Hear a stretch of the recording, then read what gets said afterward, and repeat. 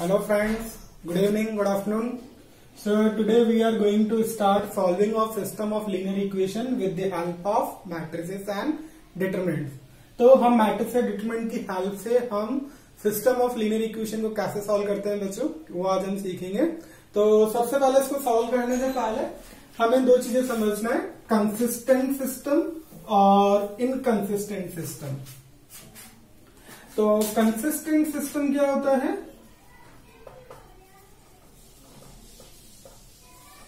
Consistent system क्या होता है? In which solution of system of equation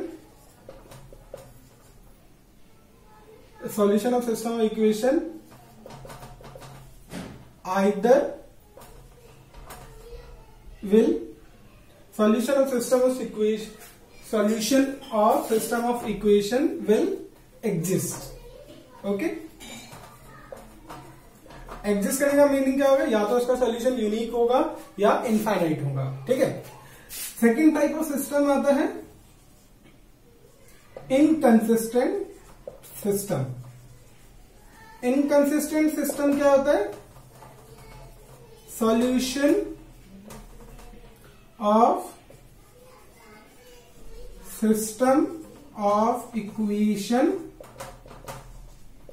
does not exist. Okay, solution of system of equation does not exist. ठीक है। Consistent system क्या होता है? जिसका सॉल्यूशन एग्जिस्ट करता है। इनकंसिस्टेंट सिस्टम जिसका सॉल्यूशन एग्जिस्ट नहीं करता है। तो बच्चों आज हम सीखेंगे कि कंसिस्टेंट और इनकंसिस्टेंट जो हमारी सॉल्यूशन जो हमारी सिस्टम ऑफ इक्वेशन है उनको सॉल्व कैसे करते हैं, और वो कौन सी उनमें से इनकंसिस्टेंट होंगी, कौन सी कंसिस्टेंट होंगी, और इनको हम मैट्रिक्स और डिटरमिनेंट की हेल्प से कैसे सॉल्व करेंगे, ये आज हम सीखेंगे इस लेक्चर में। ओके, तो ये होपफुली हमें पहले तो ये क्लियर होगा कि कंसिस्टेंट सिस्टम क्या होता है और इनकंसिस्टेंट सिस्टम क्या होता है। राइट नाउ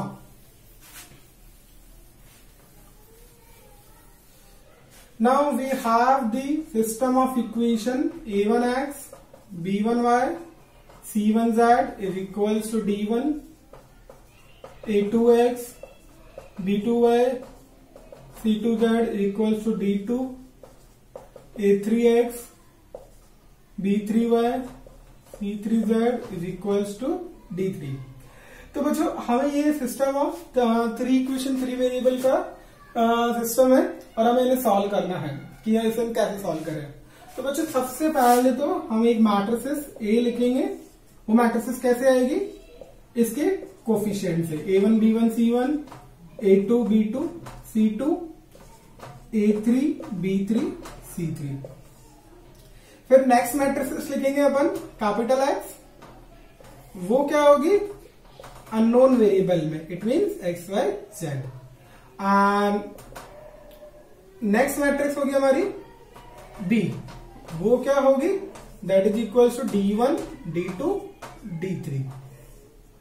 ओके, नेक्स्ट अब बच्चों आप इन मैट्रिसेस आप बोलोगे सर ये मैट्रिक्स आपके माइंड में कैसे आएगी? एक्चुअली बच्चों जब आप इन दोनों मैट्रिसेस का मल्टीप्लीकेशन करोगे ए और एक्स का, तो आपको मैट्रिसेस डी मिलेगी और फिर आप कॉरेस्पॉन्डिंग मैट्रिसेस को इक्वेट करोगे तो आपको वापस से सिस्टम ऑफ इक्वेशन मिलेगा।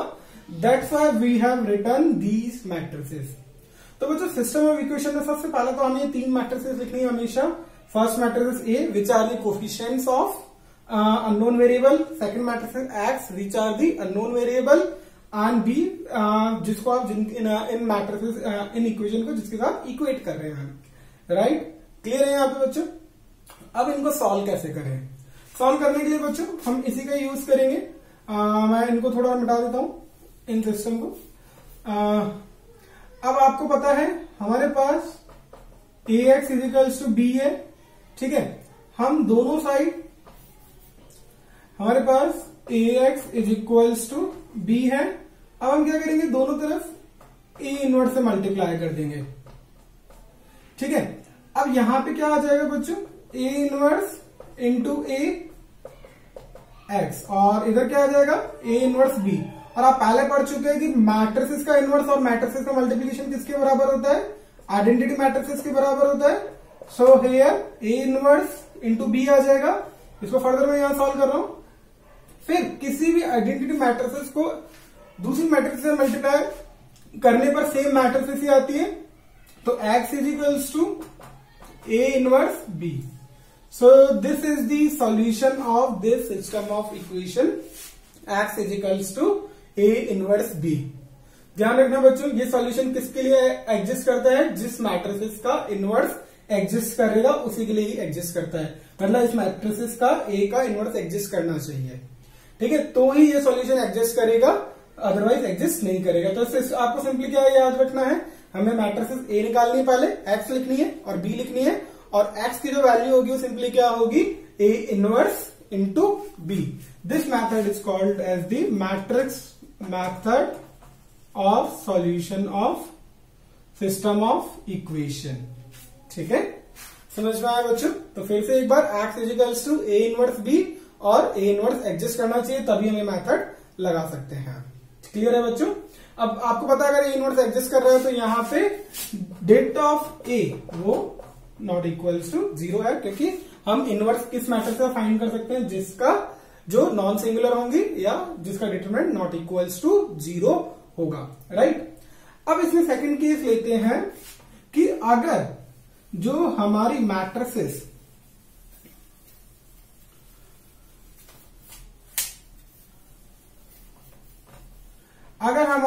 हम इसमें की सेकंड लेते हैं, अगर ये इक्वल्स टू 0 आ जाए, मतलब एक सिंगुलर मैट्रिक्स आ जाए, तो हम क्या करेंगे बच्चों?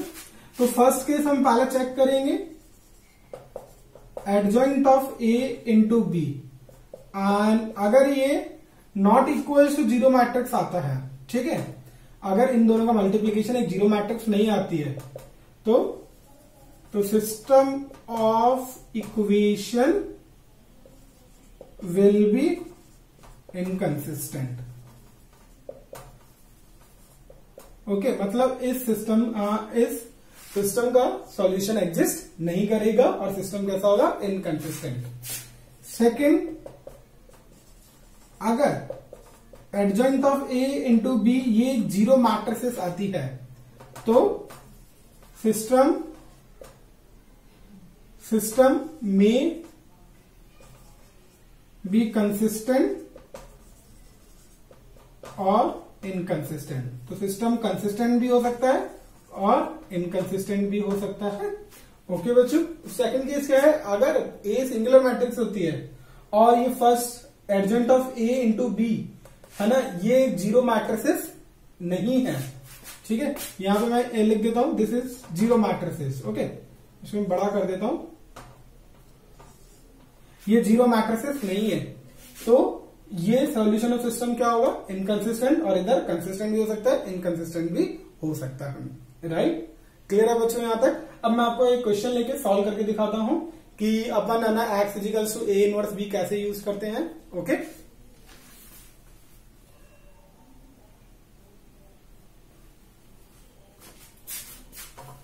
सो we have the question,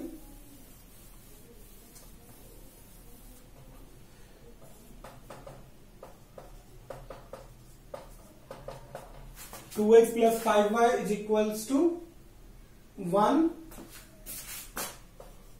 and 3x plus 2y is equals to 7।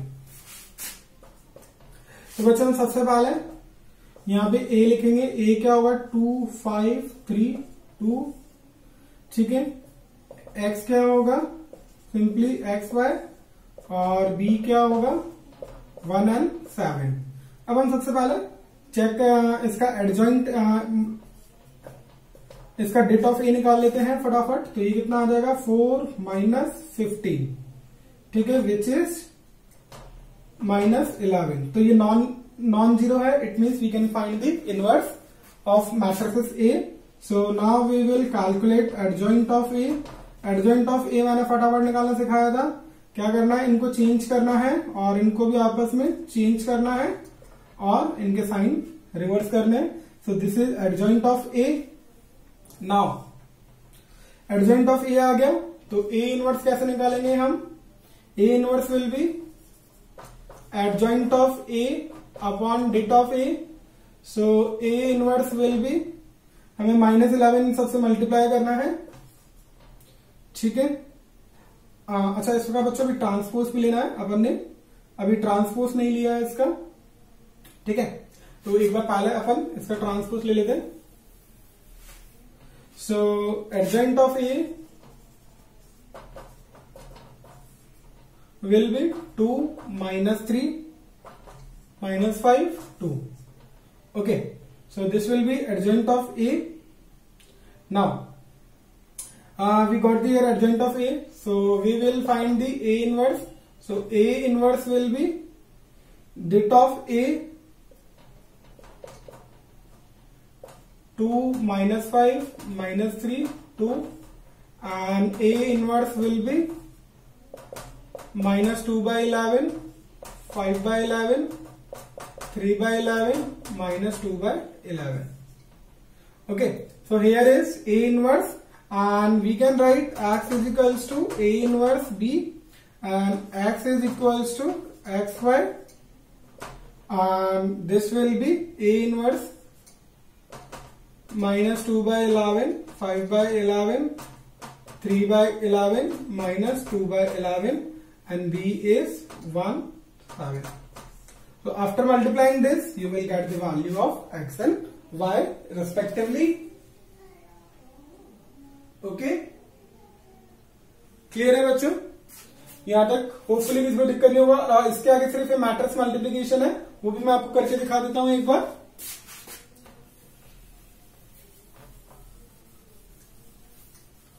So here this xy is equals to, इसको मल्टीप्लाई करना है तो हम इसको इसके साथ मल्टीप्लाई करेंगे। सो -2/11 इंटू 1 प्लस 5/11 इंटू 7, फिर 3/11 into 1 plus -2/11 into 7. So here you will get the value of xy respectively -2/11 plus 35/11, 3/11 minus 14/11. So value of xy respectively you will get 35 minus 2 33, 33/11 which is 33/11, and 14 here, this is -11/11, and you will get 3 and -1. So these are the answers. X is 3 and y is equals to -1. So this is how to solve system of linear equation with the help of matrix method. Okay bachcho, it's all for today. So here we have completed the chapter determinant. Now you can solve all the exercise of chapter 4 in the NCERT including miscellaneous, and if you have any doubt you can ask me, or you can call me, or you can mail. Okay, good night, good day. Okay.